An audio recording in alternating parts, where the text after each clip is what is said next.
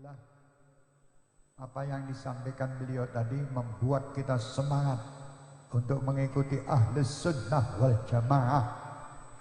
Ora sah ribut, ora sah padu. Pokoknya agar takoni kowe melu sapa?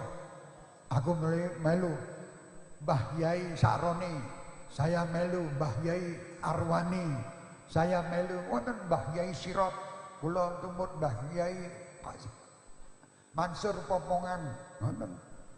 Nggih. Gitu kalau ini dalil. Kalau riyen niki setunggal anu cerita yang diceritakan Pak Yai tadi. Ada orang tanya saya, Habib niku selawatan dalile sapa? Dalile bapakku. Lah kok iso dalil bapakku iki piye? Ya wis meneng aku maca kitab ya ora iso. Sing maca ben bapakku, sing lakoni bapakku, aku melu karo bapakku.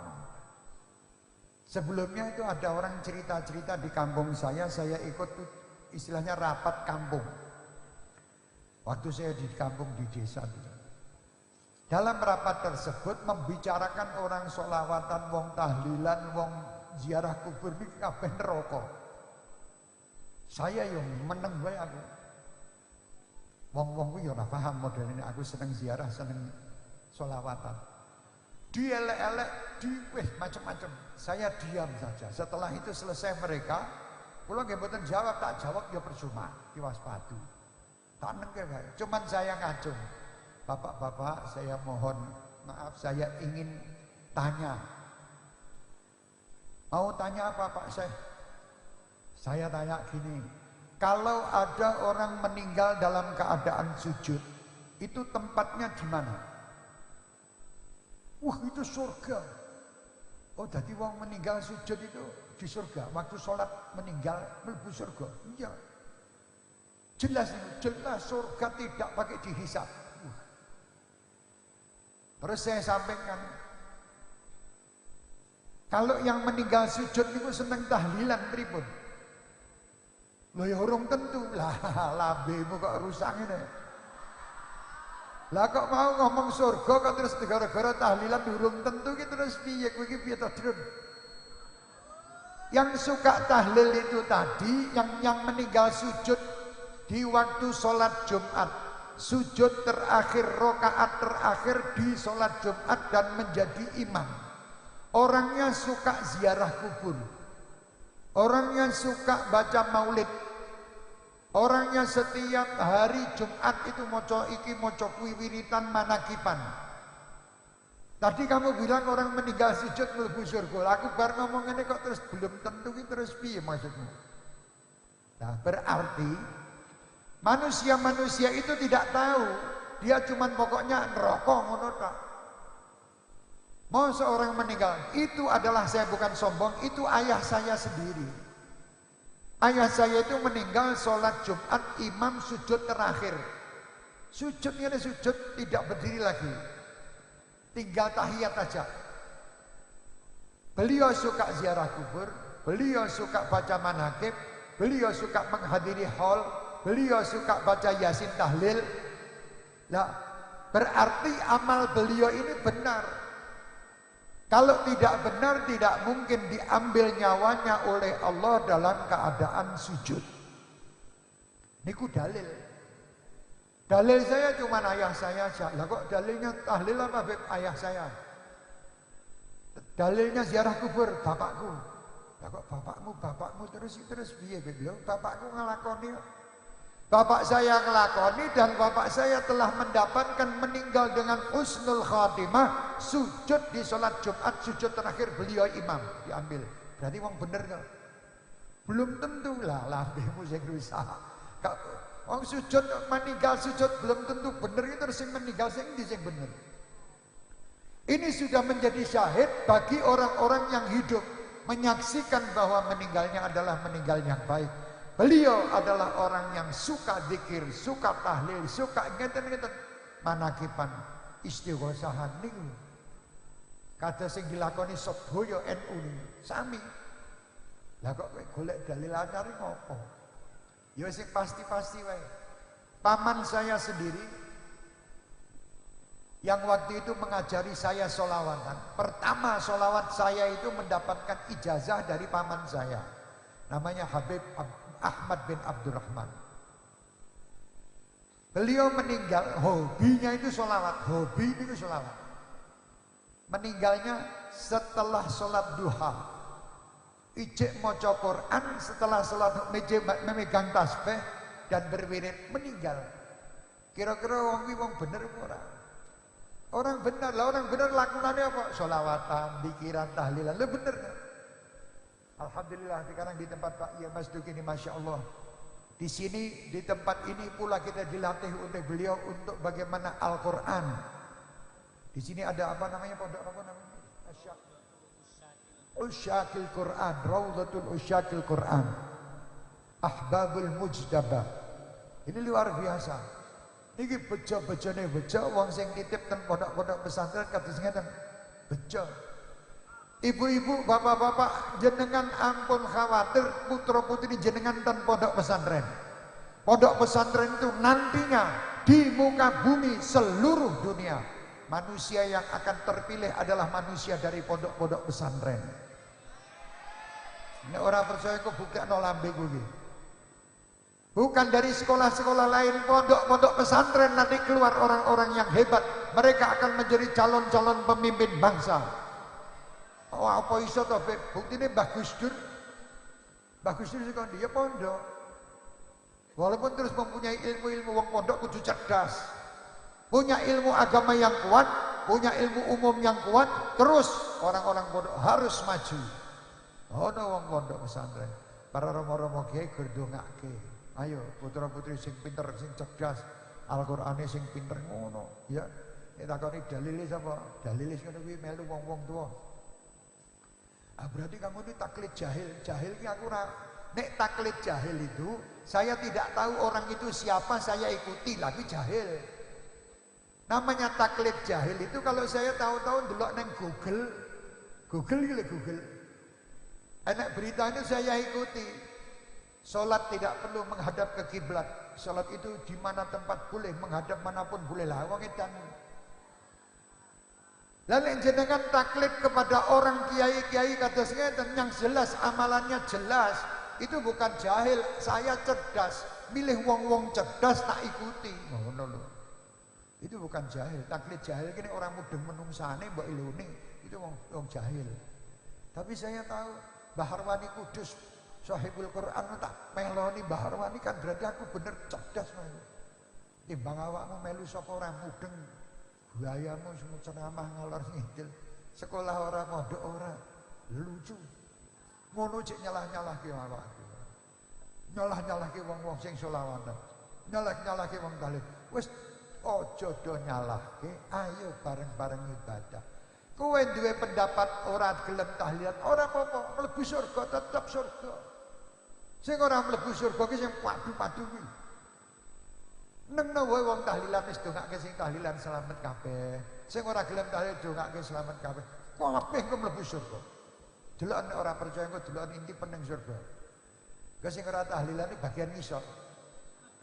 Lho, kowe kok ning ngisor? Ya aku biyen ora melu tahlilan karo awakmu. Ya. Sing melu tahlilan ning dhuwur. Ning dhuwur. Lah kenapa kowe dhuwur? Di samping saya ini ibadah buat diri saya, setiap hari saya doakan ila ruhi. Ngono lho.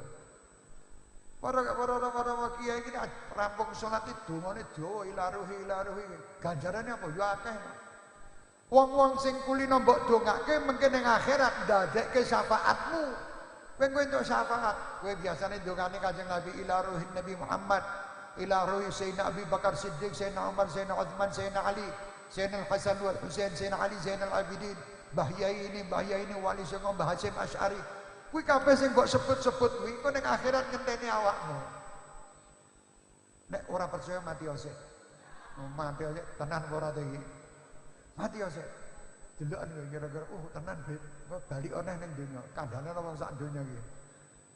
Pasti mereka akan menanti karena mereka setiap saat mendapatkan doa dari kalian.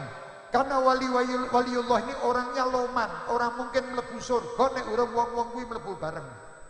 Itu wali-wali Allah. Orang percaya karepmu, percaya karepmu. Aku percaya tok.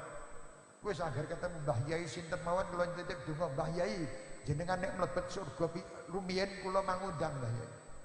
Kalau kalian wahai Mbah Yai jenengan masuk surga dulu panggil Syekh bin Abdul Qadir bengono. Syekh bin Abdul Qadir di Syekh bin Abdul Qadir di ben mlebu surga kali jenengan. Nek kula mlebet dhisiki jenengan kula undang. Mbah Yai budi Mbah Yai tak panggil tak undang. Ojo pelit-pelit undang kabeh. Wah, weh. Syekh Hermania kabeh ahbabul Mustafa. Nek misale kula pihak dahulu tak undang kabeh ngene. Sholawatan di depan Rasulullah. Ismah lana mosok ora dikai syafaat. Ben wonge bengok ngono kok ora entuk syafaat ya lucu. Lho mesti itu. Lha Kanjeng Nabi niku wireng napa sholawat jenengan sehari berapa kali nek insyaallah lah niki malam Muharram. Malam Asyura adalah malam yang luar biasa nggih.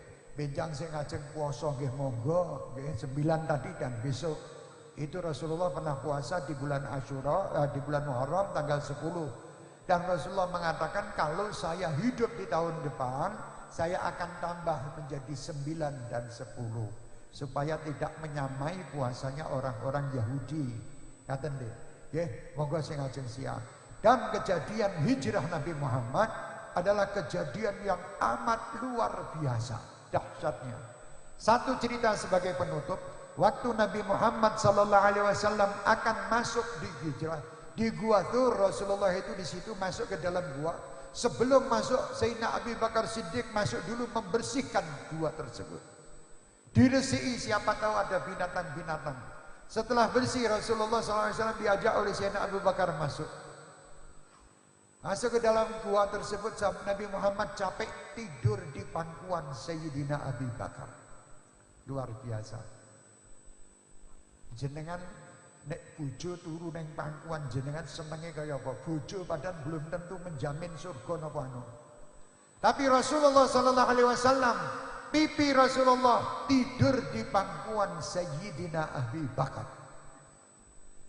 Dan sewaktu Rasulullah tidur, Sayyidina Abu Bakar itu duduk tidak berani bergerak karena cinta dan sayangnya sama Rasulullah. Jangan sampai saya bergerak, Rasulullah bangun. Dalam keadaan Sayyidina Abu Bakar menahan, saat itu duduk beliau supaya tidak bergerak, tahu-tahu ada ular dari bawah. Ular dari bawah menggigit kaki Sayyidina Abu Bakar. Cokot. Sayyidina Abu Bakar menahan. Sakit tersebut ditahan oleh Sayyidina Abu Bakar, tidak akan bergerak supaya Rasulullah tidak bangun. Ini lo cinta. Tadi dikatakan qul in kuntum tuhibbunallaha fattabi'uni yuhibbukumullah wa yaghfir lakum dzunubakum. Ini maksudnya cinta. Cinta itu mengorbankan semuanya untuk kekasihnya. Itu namanya cinta. Tapi nek cinta pilih-pilih orang cinta. Cinta itu pasti membuat kekasihnya senang. Cinta itu lebih mendahulukan apa yang dicita-citakan kekasihnya daripada dirinya. Cinta itu apa yang dimiliki diserahkan untuk kekasihnya. Itu cinta. Tapi kalau sing elek tok dikasih kekasih itu bukan cinta. Mbak, mas, kowe arep ngetes pacarmu. Ngono kuwi. Mbak, kalau kau cinta betul kepadaku, HP Oppo sing ngagi mbok tuku kekno aku. Misalnya ngono kuwi. Kok jangan yang ini mas, kalau bisa yang lainnya. Wes, jadi ora cinta. Tapi kalau cinta, kok cuman HP Oppo, nyowo tak kayak awakmu lah ngono kuwi. Istilahnya cinta ki ngono, istilahnya. Jadi nek namanya cinta Rasulullah, apa sing dilakoni Kanjeng Nabi tetap didahulukan daripada keinginan kita sendiri. Itu cinta. Sayyidina Abu Bakar. Setelah itu kelihatan ular ini cari jalan. Jalannya di depannya ditutup lagi sama Sayyidina Abu Bakar pakai sorban beliau. Di situ mulai Sayyidina Abu Bakar tidak kuat dan tidak mampu menahan sakit, menetes air mata beliau di pipi Rasulullah. Lalu Rasulullah bangun. Wahai Abu Bakar, ada apa ini? Oh, tidak ada apa-apa ya Rasulullah. Tenang, tidurlah Rasulullah. Coba niku nek awake dhewe sing ditakoni, wih dawa. Wahai Syekh bin Abdul Qadir, ada apa ini? Ya Rasulullah, tadi ular gigit kaki saya Rasulullah. Saya sakit, saya sumprit, saya tahan supaya kamu tidak bangun. Cerita malah. Tapi Sayyidina Abu Bakar sebagai kekasih Rasulullah SAW dan dikasihi Rasulullah, beliau tidak cerita. Tidak ada apa-apa ya Rasulullah, tidurlah engkau dengan tenang. Wahai Abu Bakar, jujur apa yang terjadi? Kata Sayyidina Abu Bakar, ular menggigit kaki saya. Akhirnya Rasulullah mengatakan, mana yang digigit? Diambilkan tangan Rasulullah ya, jempol ini, ditaruhkan ke atas di langit-langit ini. Diambilkan ludah Rasulullah, terus langsung ditempelkan di tempat yang sakit, sembuh seperti semula. Wa maridil anta aiduhu qad atahu Allahu bil faraji. Semua orang yang sakit kalau dekat Rasulullah, memandang Rasulullah, bersama Rasulullah, pasti akan sembuh dari semua penyakitnya. Digitukan sembuh. Menurut ulama-ulama ini, kenapa ular tadi menggigit Sayyidina Abu Bakar?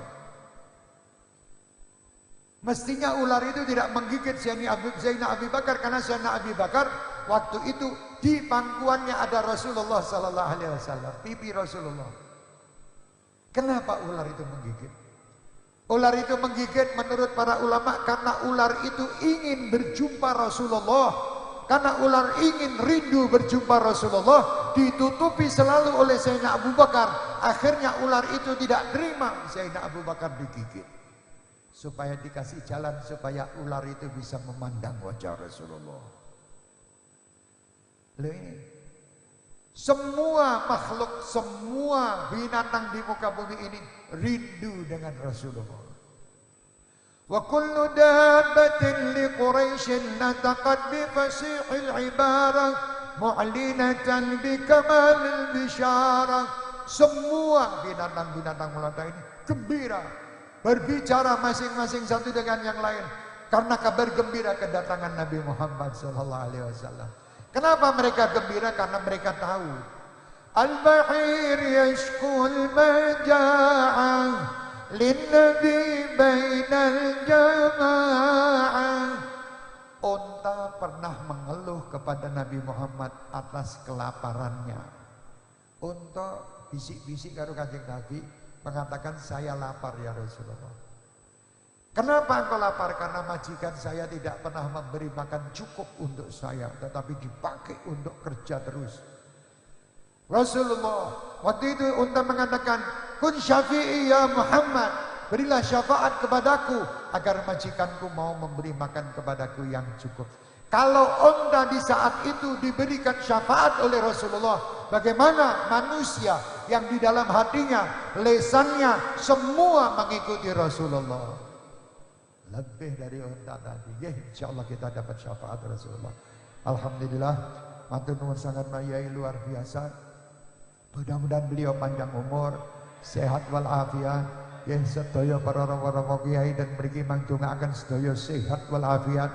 Ya, para santri-santri, ya wali santri semua ditungaaken sehat, punyai semuanya insyaallah sehat dan semuanya dapat meneruskan risalah Nabi Muhammad.